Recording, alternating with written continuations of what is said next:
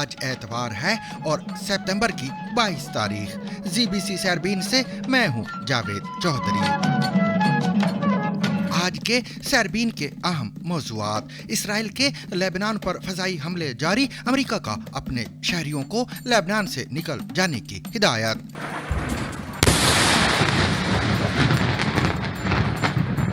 اسرائیلی فوج براہ راست نشریات کے دوران الجزیرہ کے دفتر میں داخل، نیٹ ورک کے دفتر کو 45 دن کے لیے بند کرنے کا حکم.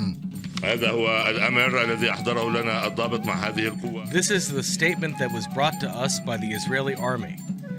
The statement includes an order to shut down our Al Jazeera office for 45 days. مخصوص نشستوں پر اکثریتی بینچ کا وضاحتی بیان کیسے اور کس کے آرڈر پر اپلوڈ کیا گیا؟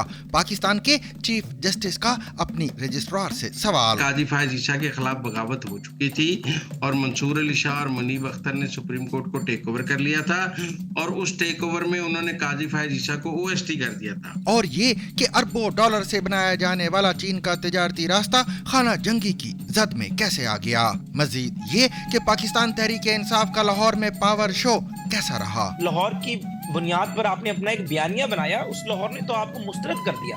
علی امین گنڈا پور کا نہ آنا یا بیرسٹر گوہر کا تقریر جلدی ختم کر دینا، یہ ایک فکس میچ تھا. میرے خیال سے تحریک انصاف کی جو ٹاپ لیڈرشپ جو باہر ہے انہیں اندازہ ہو گیا ہے کہ آپ جو ہے اسٹیبلشمنٹ سے ٹکراؤ کر سیاست نہیں کر سکتے. میرے خیال سے گڈ کاپ بیڈ کاپ چلتا رہے گا اور عمران خان صاحب ایک لمبا عرصہ بھی جیل میں قیام کریں گے. انڈین فوجی افسر اور ان کی منگیتر کا پولیس پر جنسی تشدد کا الزام. پینٹ لوور کیا، اپنا پینٹ لوور کیا اور نکال کے مجھے بولا کہ تم چپ رہو گے. جانیے انڈیا کے اس گاؤں کے بارے میں جہاں امریکی خلاباز کے لیے دعائیں مانگی جا رہی ہیں. اور سنیے کہ انڈین وزیر اعظم نریندر مودی 45 منٹ تک پاکستانی فضائی حدود میں کیوں رہے، اور کراچی کی شیریں کون ہیں جو تتلیوں کو بچانے اور آزاد کرنے کی مہم پر ہیں. ایک مالی تھا جو سمجھ گیا میری بات اور اس نے کہا کہ باجی وہ تو کیڑے ہوتے ہیں، ہم انہیں مار دیتے ہیں. یہ سب کچھ اور بہت کچھ آج کے سیربین میں، مگر پہلے ہمیشہ کی طرح اہم عالمی خبروں کا خلاصہ.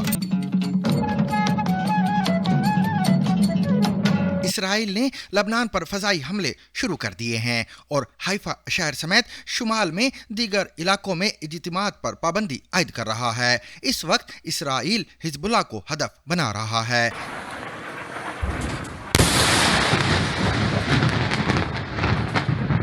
مثل ما هي لايف.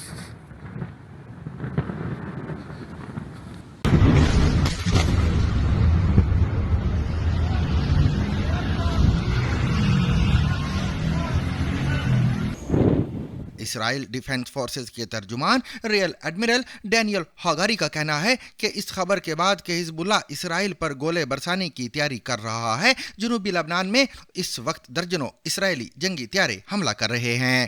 بیروت پر حملے کے بعد اسرائیل نے اب لبنان پر مزید حملے شروع کر دیے ہیں. اس سے قبل اسرائیل نے یہ موقف اختیار کیا تھا کہ بیروت پر کیے گئے فضائی حملے میں حزب اللہ کے 1 درجن سینئر کمانڈروں کو ہلاک کر دیا گیا ہے، جبکہ لبنان نے موقف اختیار کیا کہ اسرائیلی حملے میں 3 بچوں سمیت 37 افراد ہلاک ہوئے ہیں، جبکہ امریکہ کی حکومت اپنے شہریوں کو یہاں سے نکلنے پر زور دے رہی ہے.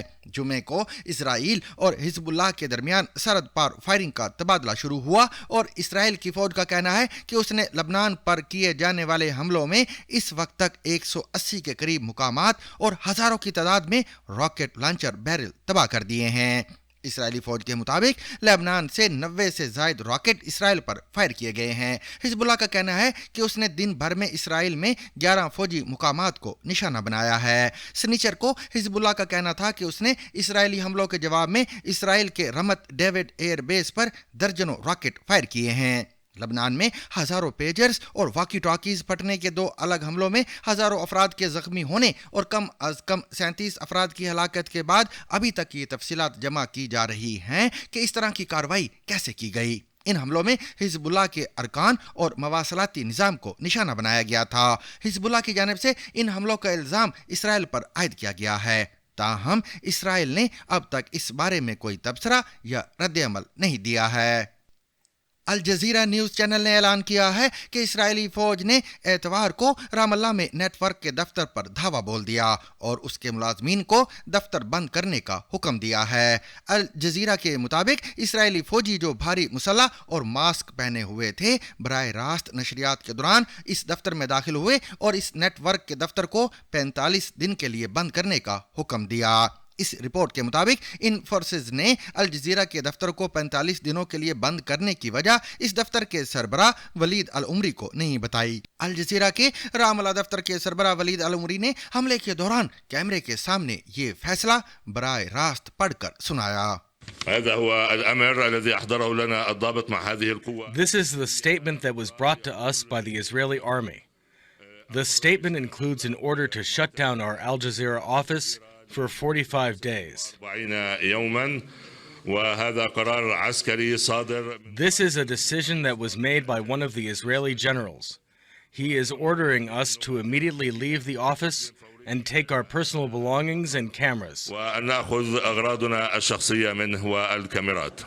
मखसूस नशिस्तों के फैसले पर 14 सितंबर को पाकिस्तान की सुप्रीम कोर्ट के अक्सरियती बेंच का वजाहती बयान जारी करने पर चीफ जस्टिस ऑफ पाकिस्तान काजी फाइज ईसा ने रजिस्ट्रार सुप्रीम कोर्ट से 9 सवालों पर जवाब तलब कर लिए हैं। रवामा सुप्रीम कोर्ट के 8 रुकनी बेंच ने मखसूस नशिस्तों के केस में इलेक्शन कमीशन ऑफ पाकिस्तान और पाकिस्तान तहरीक इंसाफ की दरखास्तों पर वजाहत जारी करते हुए कहा था कि 12 जुलाई के फैसले की रोशनी में पार्टी सर्टिफिकेट जमा कराने वाले उम्मीदवार आज़ाद नहीं बल्कि पीटीआई के हैं।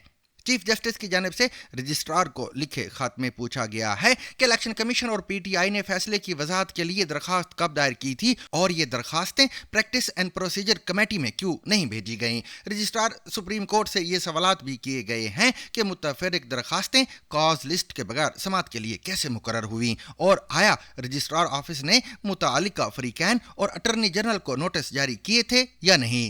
चीफ जस्टिस ने रजिस्ट्रार से सवाल किया कि किस कमरे अदालत या चैम्बर में दरखास्तों को सुना गया और इस पर फैसला सुनाने के लिए कॉज लिस्ट क्यों जारी नहीं की गई। खत में मजीद पूछा गया है कि फैसला सुनाने के लिए कमरा अदालत क्यों नहीं मुकर्रर किया गया।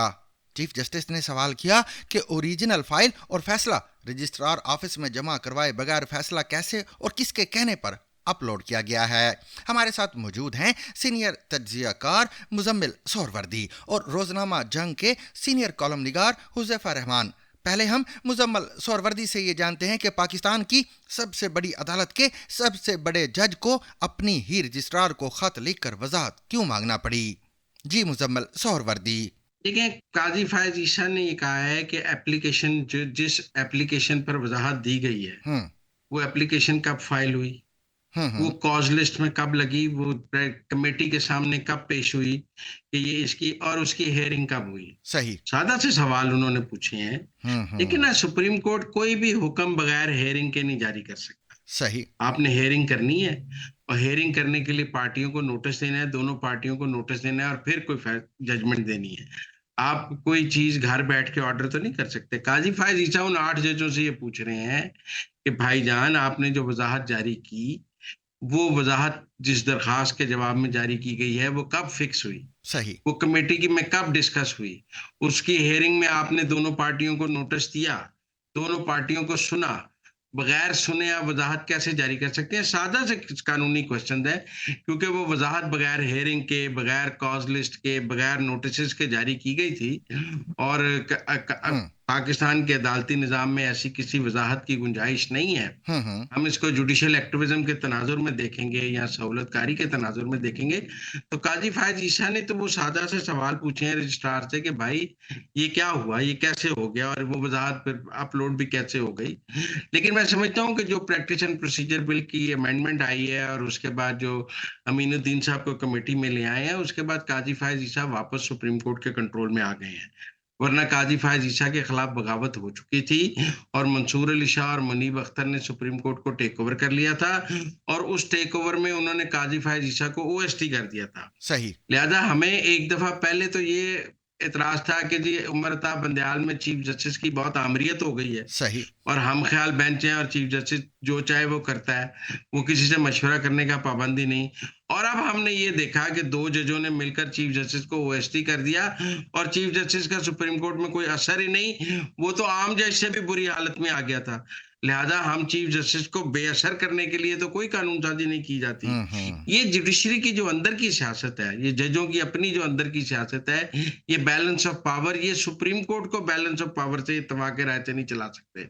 یہ ملک میں مشورہ دیتے ہیں سب مل کر چلیں, بھائی آپ خود تو مل کر چل نہیں سکتے. جی مزمل, آپ کا بہت شکریہ. حذیفہ رحمان, سپریم کورٹ کے 8 رکنی بینچ کے مخصوص نشستوں کے کیس میں الیکشن کمیشن آف پاکستان اور پاکستان تحریک انصاف کی درخواستوں پر وضاحت جاری کرنے سے کون سی بے ضابطگی یا کیا irregular ہوا ہے؟ آپ یعنی یہ نہیں کر سکتے کہ سپریم کورٹ کے ججز 2 چھٹیوں پر گئے ہوئے ہیں, ایک لاہور بیٹھا ہوا ہے, واٹس ایپ پر بات کریں اور اپنے جوڈیشل پروسیجر جو ایک SOP ہے, standard operational procedure supreme court کا, اس کو وائلیٹ کر ڈپٹی رجسٹرار جوڈیشل کو بتائے بغیر ایک آرڈر جاری کر دیں. صحیح. یعنی مقصد کہنے کا یہ کہ ایک نظام ہے مروجہ, اگر اس طریقے کا آرڈر کوئی فیک جاری کر دے اور سوشل میڈیا پر پھیل رہا ہو تو سپریم کورٹ کے ڈپٹی رجسٹرار یا رجسٹرار کو تو یہ بھی نہیں پتا ہوگا کہ آیا کہ اس طرح کا آرڈر جاری ہوا بھی ہے یا نہیں.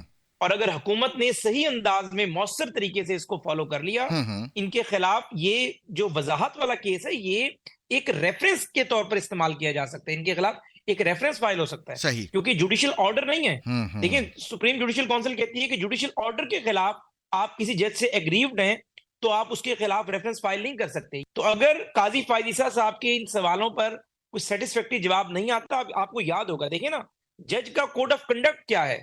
بھئی آپ جج کی کوڈ آف کنڈکٹ کو جو ہم فالو کرتے ہیں, برطانیہ کے ججز سے آیا, امریکہ کے ججز سے آیا, اسی کو ہم فالو کر رہے ہیں کہ آپ کا کوئی ذاتی رشتہ دار کورٹ میں پیش ہوگا تو آپ وہ کیس نہیں سنیں گے, آپ کی اپنی کوئی سوشل زندگی نہیں ہوگی, آپ تقریبات میں نہیں جائیں گے, اپنے آپ کو سوشلی آپ ایکٹیویٹ نہیں کریں گے. صحیح. صرف آپ نے جسٹس کیا کہتے ہیں وہ ہمارے شوکت صدیقی کو آپ نے صرف ایک تقریر کرنے پہ فارغ کر دیا کہ جوڈیشل مس کنڈکٹ ہو گیا. یہ آپ کو اگر یہ شکایات تھیں تو آپ اپنی جوڈیشل جو آپ کا تھرو پراپر چینل ہے اس میں آپ کی شکایات جو ہے وہ بھیجتے اور پھر سپریم کورٹ اس کو سنتی.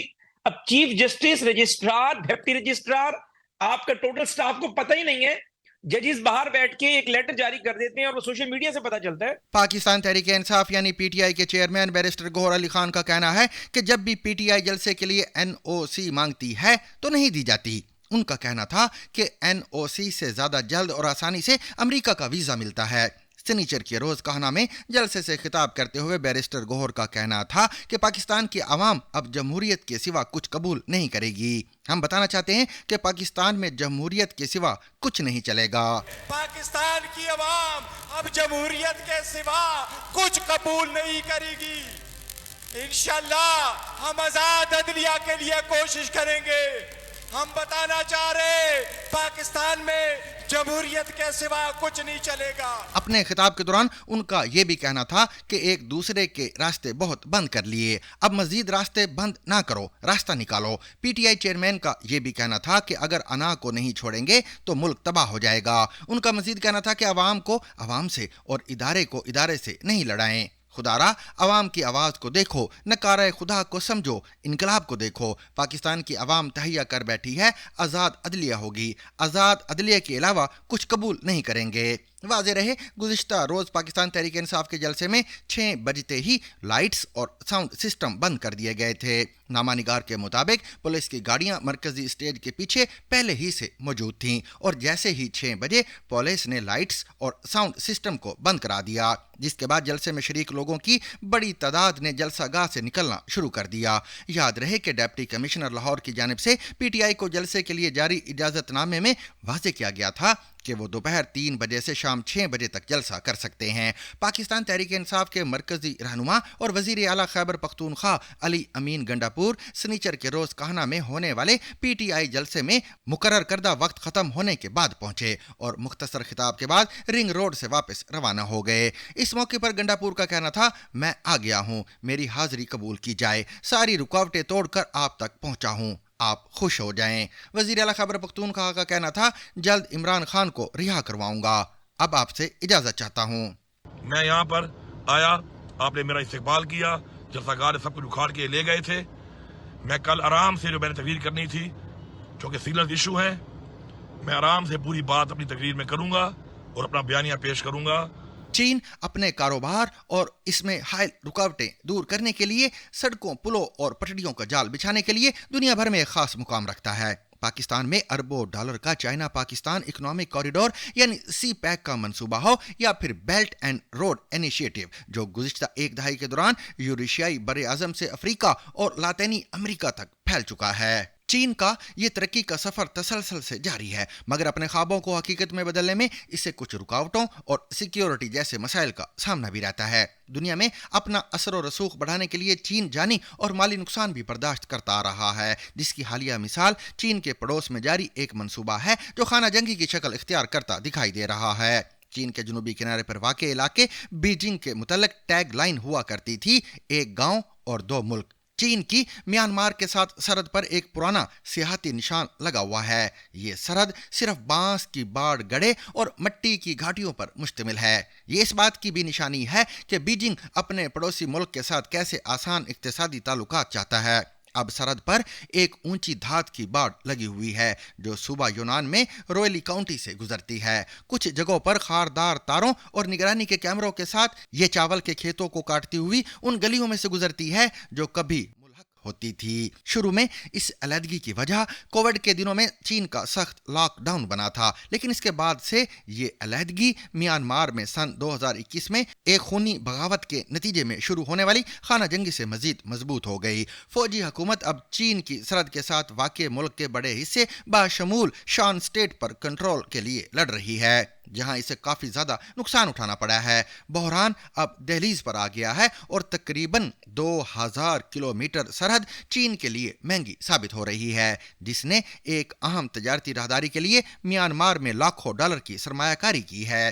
اس پرعزم منصوبے کا مقصد چین کے خشک جنوب مشرق کو میانمار کے راستے بحر ہند سے جوڑنا ہے، لیکن یہ راہداری میانمار کے باغیوں اور فوج کے درمیان میدان جنگ بن چکی ہے. بیجنگ دونوں راستے اختیار کر رہا ہے. اس نے جنوری میں جو جنگ بندی کی تھی وہ ناکام ہو چکی ہے. اب اس کا رخ سرحد پر فوجی مشقوں اور سخت الفاظ کی طرف ہو گیا ہے. وزیر خارجہ وانگ جی نے حال ہی میں میانمار کے دارالحکومت نپیدا کا دورہ کیا ہے اور کہا جا رہا ہے کہ انہوں نے حکمران من آنگ ہینگ کو وارننگ بھی دی تھی. غریب الحال شان اسٹیٹ کے لیے تنازع کوئی نئی بات نہیں ہے. میانمار کی سب سے بڑی ریاست دنیا میں افیون اور آئس پیدا کرنے والی ایک بڑی ریاست ہے اور ان نسلی گروہوں کا گھر بھی ہے جو طویل عرصے سے مرکزی حکومت کے خلاف ڈٹے ہوئے ہیں. لیکن چینی سرمایہ کاری سے بنائے گئے متحرک اقتصادی زونز اس وقت تک پروان چڑھتے رہے جب تک خانہ جنگی نہیں ہوئی. بھارتی وزیر اعظم نریندر مودی نے امریکہ کے سفر پر جاتے ہوئے 45 منٹ تک پاکستان کی فضائی حدود استعمال کی اور روایت کے خلاف وہ خاموشی سے گزر گئے. ایویشن ذرائع کے مطابق بھارتی وزیر اعظم نریندر مودی امریکی صدر جو بائیڈن کی میزبانی میں چوتھی کواد لیڈرز سمٹ میں شرکت کے لیے ہفتے کو صبح سویرے دارالحکومت دہلی سے امریکی ریاست پنسلوانیا کے شہر فلاڈیلفیا کے لیے روانہ ہوئے.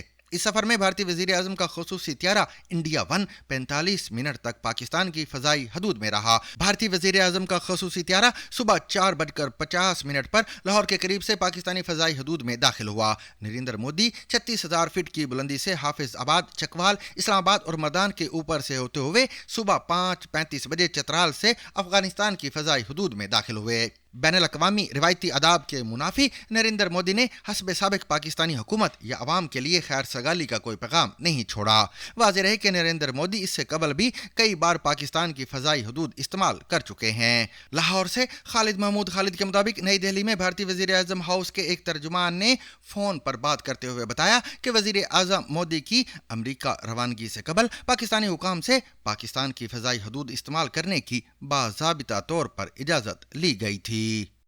انڈیا کی مشرقی ریاست اوڈیشہ میں پولیس اسٹیشن پر فوجی افسر اور ان کی منگیتر کے ساتھ مبینہ वहशियाना हमले और जिनसी तशद्दुद के एक वाक़े ने इंडिया में पुलिस के तर्ज अमल पर सवाल उठाए जा रहे हैं। इस वाक़े में मुतासिरा खातून की तरफ से बयान की गई तफसीलात काफ़ी लर्ज़ाखेज़ हैं। इंडियन फौज में मेजर के रैंक पर फाइज अफसर और उनकी मंगेतर ने पुलिस पर इल्ज़ाम आयद किया है कि जब वो 14 सितंबर को रात गए लड़कों की छेड़छाड़ और बदतमीज़ी की रिपोर्ट दर्ज करवाने भरतपुर थाने आए तो पुलिस ने उनकी मदद करने की बजाय उन पर वहशियाना हमला किया और खातून को जिनसी तशद्दुद का निशाना भी बनाया। उन्होंने दावा किया कि वहां सिर्फ एक खातून अफसर मौजूद थीं और उन्होंने उनकी मदद की बजाय उनके साथ बदसलूकी की। खातून के मुताबिक पुलिस की एक पेट्रोलिंग टीम जब वहां पहुंची तो उन्होंने फौजी को हिरासत में ले लिया। जब मैंने कहा आप एक फौजी अफसर को हिरासत में नहीं ले सकते, ये गैर कानूनी है, तो 2 खवातीन पुलिस एहलकारों ने मेरे बाल पकड़ के जोर से खींचे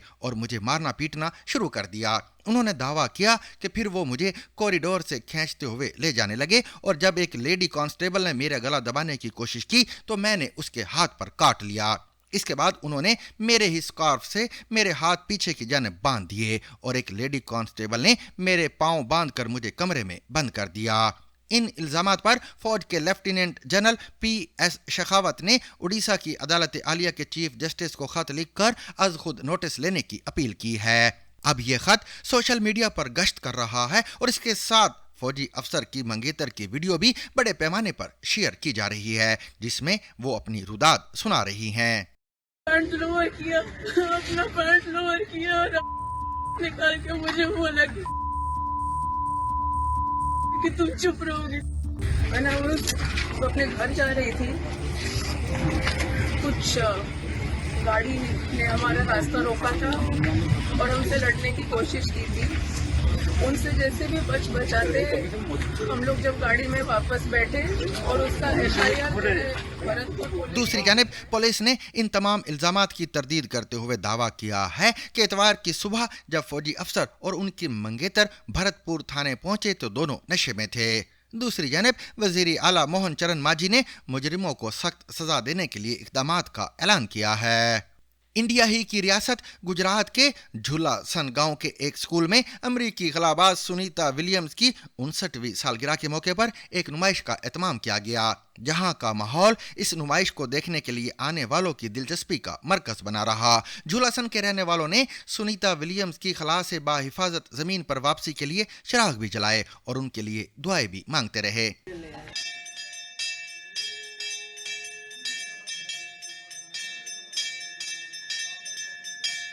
लेकिन इस गांव के रहने वालों को सुनीता से इस कदर मोहब्बत क्यों है? इसकी वजह यह है कि झूलासन किसी जमाने में सुनीता के वालिद और दादा दादी का आबाई गांव था। कामयाब खलाई मिशन के बाद सुनीता 2 मरतबा सन 2007 और सन 2013 में झूलासन आई। झूलासन के रहने वाले अब एक मरतबा फिर ये उम्मीद लगाए बैठे हैं कि सुनीता अब भी अपने कामयाब खलाई मिशन के बाद दोबारा यहाँ आएंगी। सुनीता विलियम्स और उनके साथी खलाबाज विलमोर 5 जून को बैनुल-अक़वामी खलाई स्टेशन के आजमाइशी मिशन पर रवाना हुए थे। उन्हें 8 दिन में वापस आना था, ताहम वो अपने खलाई जहाज बोइंग के स्टार लाइनर में तकनीकी खराबी की वजह से खला में फंस गए हैं। नासा की जानिब से हाल ही में बताया गया है कि ये दोनों आइंदा साल फरवरी में स्पेस एक्स फाल्कन 9 खलाई जहाज में खलाबाजों को वापस लाने का इरादा रखता है। सुनीता और विलमोर खला से अपनी खैरियत के बारे में सबको आगाह रखने के लिए वीडियो कॉल्स का सहारा तो ले रहे हैं, मगर इन दोनों की सेहत के बारे में सबको तशवीश लाहक है। माहिरीन का कहना है कि तवील अरसे तक माइक्रोग्रेविटी या वजन में कमी और खला में ताबकारी की बुलंद सतह उनकी सेहत पर मनफी असरात मुरतब कर सकती है।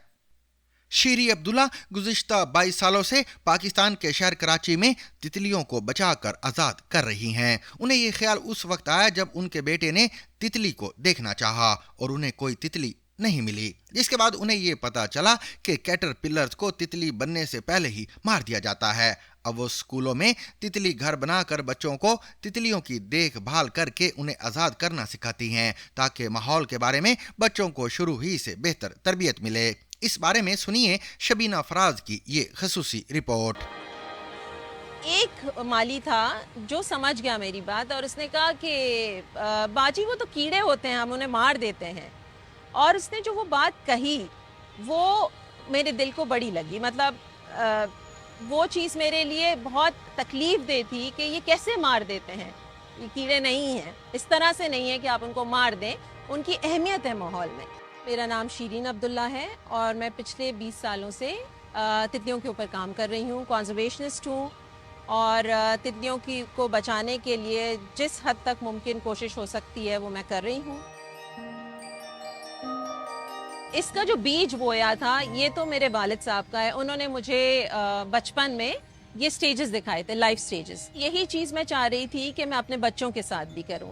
کوشش کرتی تھی, ڈھونڈتی تھی پودوں کا, معلوم تھا کہ کہاں پہ تتلیاں مل سکتی ہیں. اپنے ہی گارڈن میں ڈھونڈ لیتی تھی اور مجھے نہیں ملتی تھی. خیر ایک دن مل گیا اور اس کو دکھا دیا, وہ بہت خوش ہو گیا. پھر اس کے بعد اس نے مجھے دوبارہ کہا کہ اس کو دیکھنا ہے تتلی کو بنتے ہوئے اور اس کو تتلی فری کرنی ہے, ریلیز کرنی ہے. تو پھر اس کے بعد مجھے تو گھر پہ کہیں نہیں ملی, لان میں, گارڈن میں کہیں بھی نہیں. تو پھر میں نے یہ نرسریز کا رخ کیا. وہاں پہ گئی تو وہاں پہ بھی دقت تھی, نہیں مل رہی تھی. ایک مالی تھا جو سمجھ گیا میری بات اور اس نے کہا کہ باجی وہ تو کیڑے ہوتے ہیں, ہم انہیں مار دیتے ہیں. اور اس نے جو وہ بات کہی وہ میرے دل کو بڑی لگی. مطلب وہ چیز میرے لیے بہت تکلیف دہ تھی کہ یہ کیسے مار دیتے ہیں, کیونکہ وہ کہہ رہے تھے کہ دوا دے کے ہم ان کو مار دیتے ہیں. تو میں نے اس دن ٹھان لیا کہ نہیں, اب کچھ نہ کچھ کرنا ہے. تو پھر میری ان سے یہ والی بات ہوئی کہ آپ دوا چھڑکنے سے پہلے مجھے بتا دیں گے, میں آ کے اگر اس وقت موجود ہوں گے یہ کیٹرپلرز تو میں اٹھا لوں گی. تو 2016 میں نے بٹرفلائی کلب کے بارے میں سوچا کہ یہ کیسے ہو سکتا ہے. جو بچے انٹرسٹڈ تھے وہ انرول ہوئے اور پھر ان کو یہ کنزرویشن کی ساری میتھڈز اور تتلیوں کی تعلیم, ان کی اہمیت, یہ ساری سکھائی جانے لگی. پھر انہوں نے اڈاپشن پروگرام اس کا بٹرفلائی کلب کا حصہ بنا. پرائیویٹ سکولز اور ان سارے سکولز میں جاتی رہی ہوں. لیکن میرا جو ایکسپیرینس گورنمنٹ اسکول کے بچوں کے ساتھ رہا ہے وہ بہت ہی اچھا رہا ہے, کیونکہ ان بچوں کے پاس اس چیز کی اتنی اہمیت تھی کیونکہ ان کے پاس مواقع اتنے نہیں ہوتے. تو یہ چیز ان کے لیے بہت خاص چیز تھی. مطلب ان کے اندر ہمدردی اور احساس پیدا ہو رہا ہے, جو کہ ایک بہت ضروری چیز ہے ہماری آنے والی نسلوں کے لیے, کہ وہ جو ہمارے اطراف میں ماحول کو ٹھیک کرنے کے لیے جو باتیں ہیں وہ سیکھیں یہ بچے. تتلیوں کی جو آبادی کم ہوئی ہے اس کی بہت ساری وجوہات ہیں. سپریز جو ہمارے ہاں انسیکٹیسائڈز, پیسٹیسائڈز ہیں, ان کا استعمال. اس کے علاوہ جو لینڈ ریزروز ہونے چاہیے ان کے لیے, جو ان کے لیے ایک جگہ ہونی چاہیے, کیونکہ یہ بہت سارے جنگلی پودوں پہ بھی آتی ہیں, وہ ساری ان کی کٹائی ہو جاتی ہے. ٹھیک ہے نا, اربنائزیشن جس کو ہم کہیں گے. ہمارے ہاں جو ماحول کی تبدیلی ہے اور اس کا جو ٹیمپریچر چینج ہو رہا ہے وہ اس کی وجہ ہے. آرٹیفیشل لائٹس بھی اس کی وجہ ہیں, کیونکہ سارے لوگ تو مجھ سے میرے انڈر ٹرین نہیں ہیں. تو پھر عوام کے لیے یا وہ لوگ جو میرے انڈر ٹرین نہیں ہیں, میں نے BRRM مشن نکالا, butterfly rescue and raise mission. وہ مجھ سے رابطہ کرتے ہیں اور پھر وہ تتلیاں ریلیز کرتے ہیں. میرا مقصد ہے کہ کوئی ایک بھی تتلی اگر بچا لے گا تو اس ایک تتلی سے کئی ساری اور تتلیاں بچیں گی. Rediscover the trusted voice of news with Zigzag Broadcast Company's revival of BBC Sarabeen. ZBC Sarabeen.